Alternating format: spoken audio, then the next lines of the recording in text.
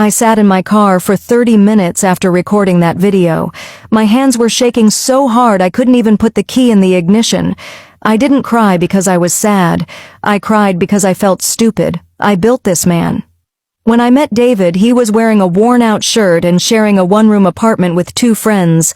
I polished him. I introduced him to my father. I gave him the managing director seat at our logistics company so he could feel like a man. And this is how he pays me back?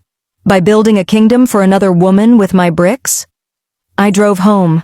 I didn't confront him that Sunday. I waited. A wise woman knows that you don't strike when you are angry. You strike when you are ready. For 3 days, I watched him. I watched him lie about client calls that were actually calls to her. I watched him smile at me while calculating how much money to transfer to the village. On Wednesday, I made my move. I waited until he was eating dinner, the expensive afang soup he loves so much. I placed his phone on the table. Next to it, I placed the brown envelope containing the company audit and the divorce papers. "David," I said softly, "who is Papa Jr.?"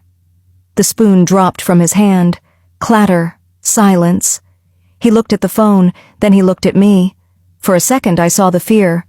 But then something worse happened. He didn't apologize. He got defensive. He stood up and slammed his hand on the table. "So you have been snooping? Is that what a good wife does? You invade my privacy?" "Privacy?" I laughed, a cold, bitter laugh. "David, you lost your right to privacy the moment you used our joint account to pay for Basola's rent. You think I don't know? The blue bungalow, the baby, the weekend trips." He froze. Then, he tried to flip the script. The classic weapon of a guilty man. Yes, I have a son," he shouted. "And why? Because this house is cold, Neka. You are always busy. My company, my business, my money. Bisola respects me. She treats me like a king. She gave me a son, something you have been too busy to give me." That broke me. Not because it was true, but because he used my infertility, something we had cried about together in prayer houses, as a weapon to justify his cheating. I wiped a single tear from my face, and then the old Neka died. The boss was born. "You are right, David," I said, my voice steady. "I am busy making the money that you steal. You say she treats you like a king? Good. Let's see if she treats you like a king when you come to her as a pauper." I pointed to the door. "Get out."